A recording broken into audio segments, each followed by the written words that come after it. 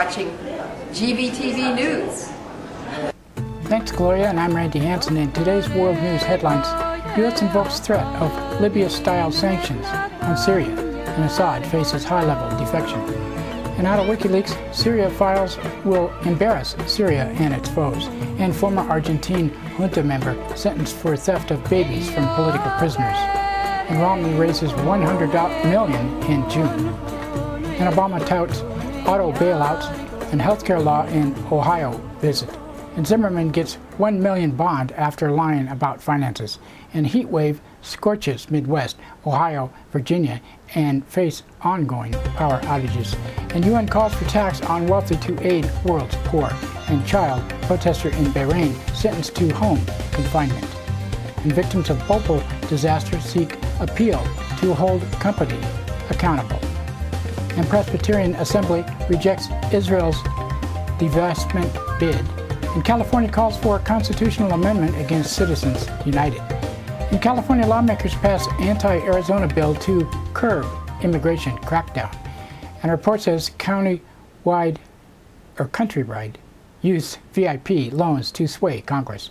GVTV News is broadcast on Grass Valley Television, a division of Rural Counties Television Network, whose focus is on community involvement. Our beta is Nevada County, and we also air on NCTV. Anyone can use any information on our news any way you want, and guess what? It's free.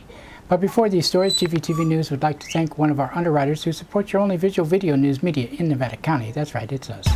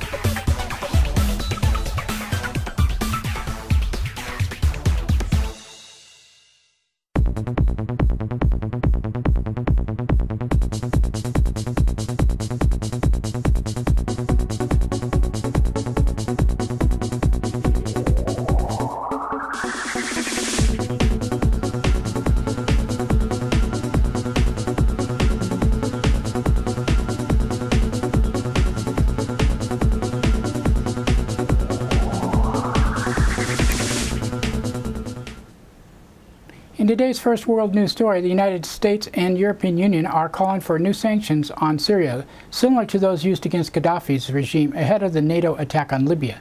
At an International Friends of Syria gathering in Paris, Secretary of State Hillary Clinton invoked the threat of Chapter 7 under the UN Charter, which ranges from economic embargoes to military force. The news comes as the regime of Syrian President Bashar al-Assad has apparently suffered its highest level defection to date. On Thursday, opposition activists said Syrian General Manaf Tlass, a member of Assad's inner circle, had fled to Turkey reportedly over his anger at Syrian government's killing of civilians. And in Syria, news online whistleblower WikiLeaks continues to release documents from the Syria files. More than 2 million emails said to be from Syrian political figures, ministries, and associated companies over a 6-year period, ending earlier this year. WikiLeaks spokesperson Sarah Harrison said the files would embarrass not only the Syrian government, but many of its political foes. And she said more than 2 million emails from Syrian political figures, ministries, and associated companies dating from August 2006 to March 2012.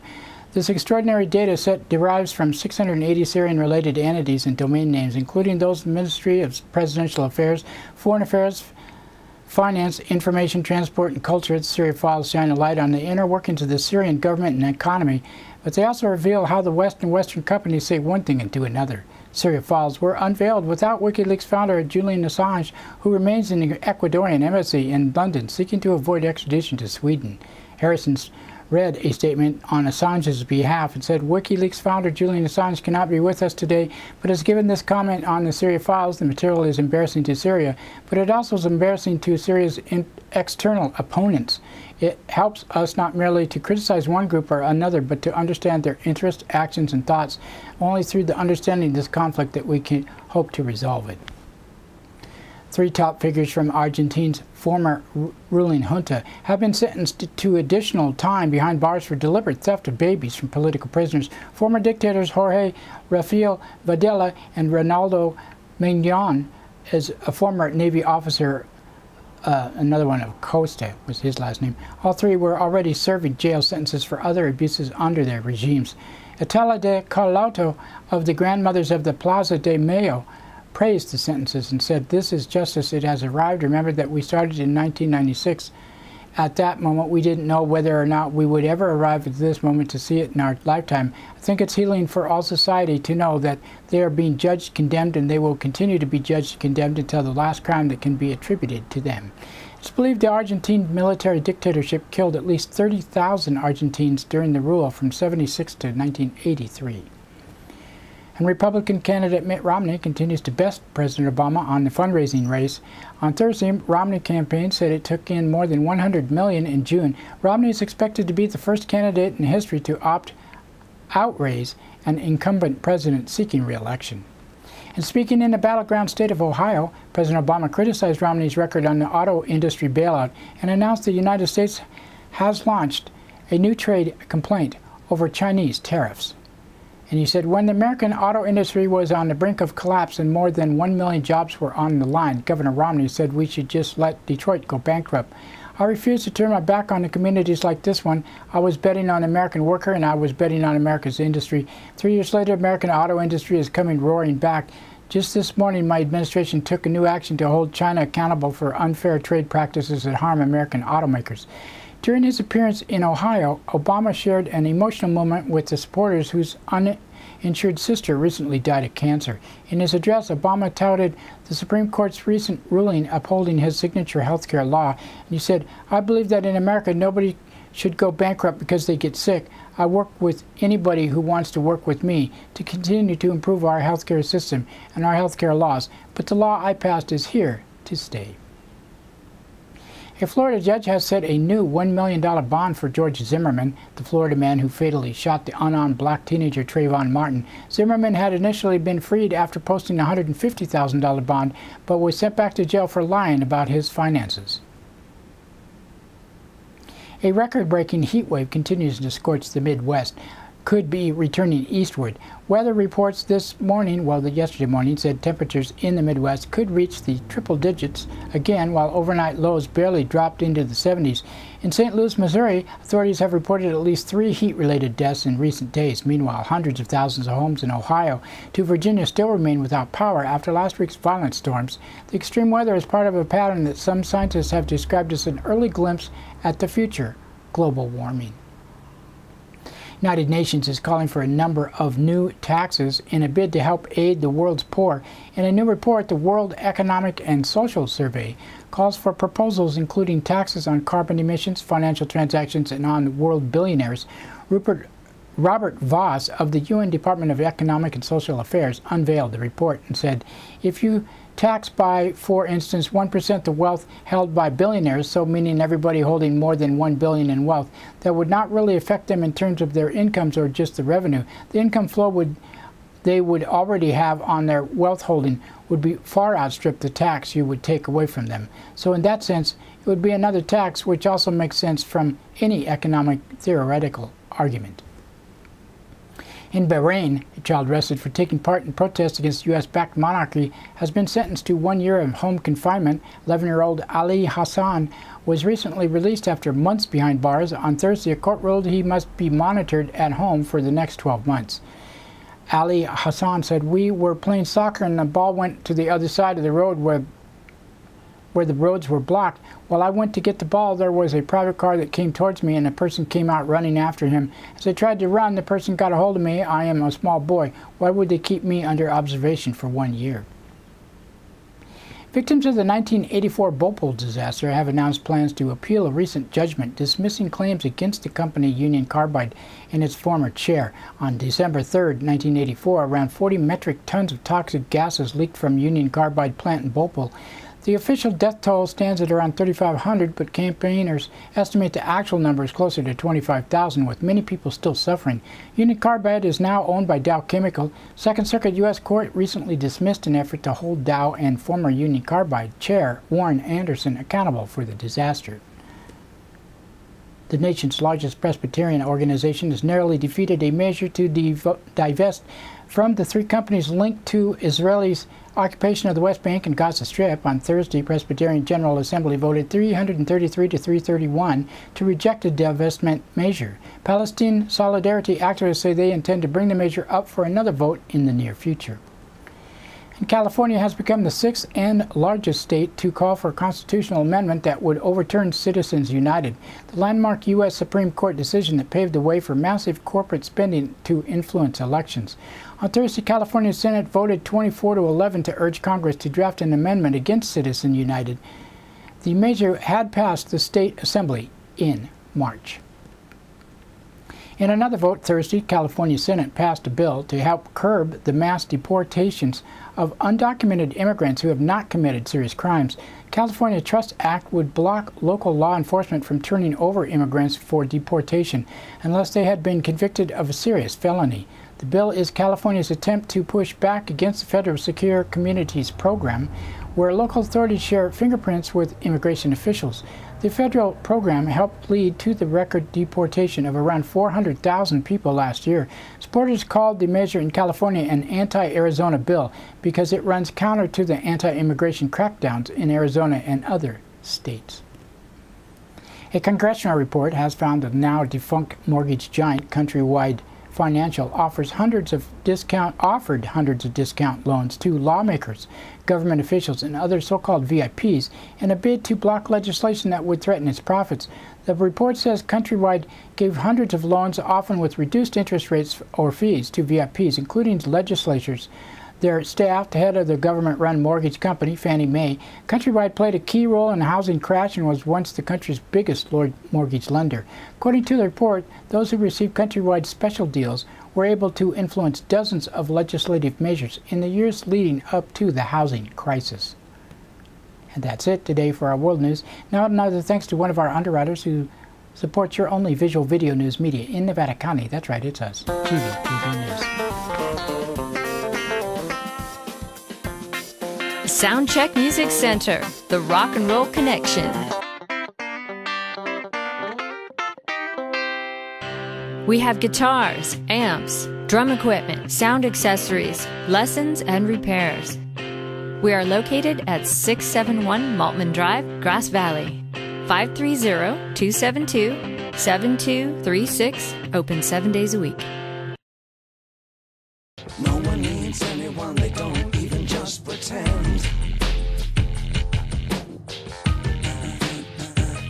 John is an American. I'm afraid of Americans. I'm afraid of the world. I'm afraid I can't help it. I'm afraid I can't. I'm afraid of Americans. I'm afraid of the world. I'm afraid I can't. That's right, it's time for the police blotter, and pictures in the blotter not from these actual events but used for visual aid only. Grass Valley Police Department on Wednesday, 7:08 a.m. A caller from Memorial Park reported vandalism, damage to a tile from one of the memorials. 9:33 a.m. a caller from 300 block of South School Street reported people had been getting on a roof and vandalizing a playground and requested extra patrol. And 12:55 p.m. caller from 100 block of West Berry Hill Drive reported being propositioned for sex for $100 by a man in a Tahoe. He could not be located. 1:45 p.m. a woman from 600 block at Ketchley Court reported transients sleeping on her yard and leaving feces. She requested extra patrol. 3:43 p.m. caller from 1200 block at East Main Street reported being threatened by a man with a firearm. And 4:06 p.m. caller from 600 block of Sutton Way reported a woman shoplifting. She was cited on suspicion of burglary.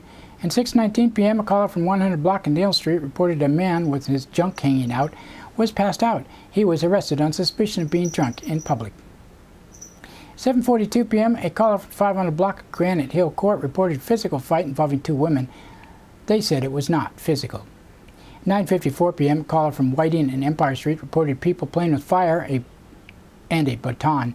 They were gone when officers arrived. And 10:12 p.m. a caller from Freeman Lane reported a juvenile drinking in a vehicle. They could not be located. 11:17 p.m. a woman from 1400 block of Sedgeworth Way reported she let a man use her phone and he stole her wallet. And Thursday, 1:51 a.m. a group of people at Elizabeth Daniels Park was throwing firecrackers at each other. They were all okay. In Nevada County Sheriff's Office on Wednesday, 9:06 a.m., a caller from Penn Valley Drive and Highway 20 reported two men loading wood from a construction site into a pickup. They could not be located. At 9:51 a.m., a person from Alta Sierra Drive sought treatment for an assault but did not want to press charges. At 10:10 a.m., a caller from 15,000 block of Pleasant Valley Road reported receiving a possible scam call that his wife was going to be arrested. At 10:52 a.m., a caller from Bear River High School reported a large firework was put into a portable toilet. At 2:58 p.m., caller from Sloping Oaks Road reported hearing gunfire. And 4:33 p.m., caller from 16,000 block Highway 49 reported theft of a license, wallet, and credit card by a person who slept in the caller's vehicle last night. At 5:05 p.m., a caller from Rollins Lake reported a possible boat accident which could not be located. 7:15 p.m., caller from 15,000 block of Julia Ranch Road reported a person banging on a door causing a disturbance. And 7:20 p.m., Lake Wildwood Security reported a man trespassing and refusing to leave, who then fled, jumping a fence. He was asked not to return. At 8:08 p.m., a woman from 15,000 block of Gold Cone Drive reported a person trying to steal a vehicle threw a large rock at her and left. It was found to be a family misunderstanding. At 8:46 p.m., a caller from Bitney Springs Road and Lazy Acre Court reported shooting. At 8:49 p.m., a man from 15,000 block of Grizzly Ridge Road reported a group of 10 to 12 people trespassing, refusing to leave, and firing guns. They had moved on when deputies arrived. At 9:39 p.m., a caller from 14,000 block of Pleasant Valley Road reported 7 or 8 vehicles on the side of the road with many people shooting off fireworks. At 10:55 p.m., a man from 18,000 block of Penn Valley Drive reported people shake his doors at night and he wants to shoot them with birdshot. He was advised to call 911 when he hears something. 11:35 p.m., caller from 12,000 block of Lakeshore North reported an assault at a clubhouse during the fireworks. And Thursday, 1 a.m., caller from Cement Hill and Sun Rock Roads reported a woman screaming it was quiet when officers arrived. At 5:54 a.m., caller from Pleasant Valley Road reported a man walking and screaming, possibly under the influence of drugs. Nevada City Police Department on Wednesday, 3:07 p.m., caller from 400 block of Cross Street reported a burglary to a residence with the door kicked in. And that's it today for the blotter. Now another thanks to one of our underwriters who supports your only visual video news media in Nevada County. That's right, it's us, GVTV News. Christopher's Old World Deli and Catering Company has brought its delicious food and service downtown Grass Valley. Like desserts? They got 'em. You like international style lunches? They got 'em. Christopher's Deli and Catering for parties, get-togethers, weddings, or whatever. Open 7 days a week.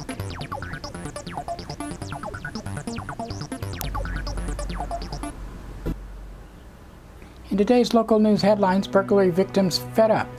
Deputy DA says someone is going to get shot. And Nevada City Police plan purchase of scooter for foot patrol, and most wanted woman arrested. In a story written by Liz Keller of the Union, after 4 decades, or defendants in a row appeared in court on charges involving burglary and drug use, Nevada County District Attorney Jamie Hodgson decided to deliver a message Tuesday. 3 cases in the box all involved drugs and theft, Hodgson said, alluding to the trio in custody sitting in the jury box. I'm imploring people who are addicted to drugs to get help. Hodgson warned that many Nevada County homeowners are armed, adding that it seems all too likely a burglary was going to end badly sometime soon. Victims are fed up, she said. Someone is going to get shot. A surprising voice of assent came from one of the prisoners, Michael Wayne Hoofman, who had just pleaded no contest to a count of receiving stolen property. He said, good. Hoofman was arrested on connection with the February burglary after search warrants Search warrants were served on a residence of Virginia Way and storage unit. A number of stolen items were recovered at both locations, and controlled substance and drug paraphernalia allegedly were found at the residence. According to Hoffman, a person he was allowing to stay at his residence was responsible for the burglary. He said he did receive stolen property, but that he did not know it was stolen. "I hate thieves," he said, adding that they should be shot. Hoffman, 45, took a plea agreement Tuesday in Superior Court in return for a potential sentence of 180 days. 2 other cases involving drugs will be dismissed, and he was released on his bond. His sentence was set for July 30th. Other suspects take pleas. Another defendant facing multiple burglary charges in 5 cases drew a discussion of his drug addiction. Dennis Allen Ferguson, 22, was arrested in April after being caught in the act of burglarizing a Conway Avenue residence. He fled, but later was located at a Nevada City motel. Allegedly was in possession of 8 syringes and a spoon with drug residue. In early June, Ferguson was arrested on suspicion of being under the influence of a controlled substance and providing false identification. Ferguson pleaded no contest to second-degree burglary in the April case, as well as giving a false name to a peace officer and driving on a suspended license in 2 separate misdemeanor cases. 2 other misdemeanor cases were dismissed. He was sentenced to 180 days in jail and 3 years of supervised probation. "It's clear he has a drug problem," Hodgkinson said. His attorney, Greg Klein, agreed. "This behavior is all drug-driven," Klein said, adding he hopes Ferguson goes into rehab. "If he doesn't deal with that, we'll be coming right back to court. He needs to take this seriously." A pair of defendants in another attempted April burglary both ended at pleading to drug charges as well. Christopher Norman Rex, 26, Keith Jason Tully, 25, were arrested after Nevada County Sheriff's deputies responded to an alarm call at Waste Management in 12,000 block of Loma Rica Drive. Deputies found a window ajar in the building, and a witness saw Rex in the area allegedly carrying a Waste Management jacket. Tully was driving a vehicle nearby, had burglary tools in his possession, including lockpicks. He also allegedly had hydromorphone, methadone, and drug paraphernalia, including syringes and a spoon. On Tuesday, Rex pleaded no contest to attempted second-degree commercial burglary, a misdemeanor count of being under the influence of a controlled substance, in return for a stipulated sentence of 180 days in jail and 3 years probation. Tully pleaded no contest to possession of hydromorphone and possession of burglary tools. His sentence was postponed due to several other cases. Felony conference in those has been set for July 19th. And then a story by Christopher Rosacker of the Union. After a nearly 2-week test period, the Nevada City Police Department plans to purchase an electric stand-up vehicle to be piloted by patrolling officers. The foot patrol is something the community really wants. Tying this into that will enhance our ability to work with the people and the community downtown, said Chief Jim Wickham. The T3 motion resembles a cross between a Sedgway and a tripod, will cost approximately $14,000, Wickham.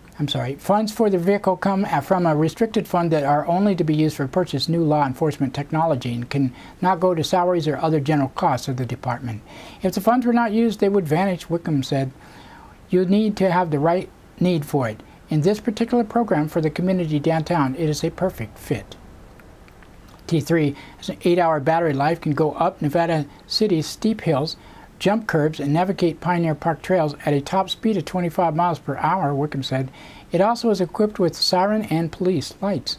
Purchase comes as Nevada City is putting a 3/8% sales tax to cover projected revenue shortfalls and build a reserve in the city's budget for emergencies.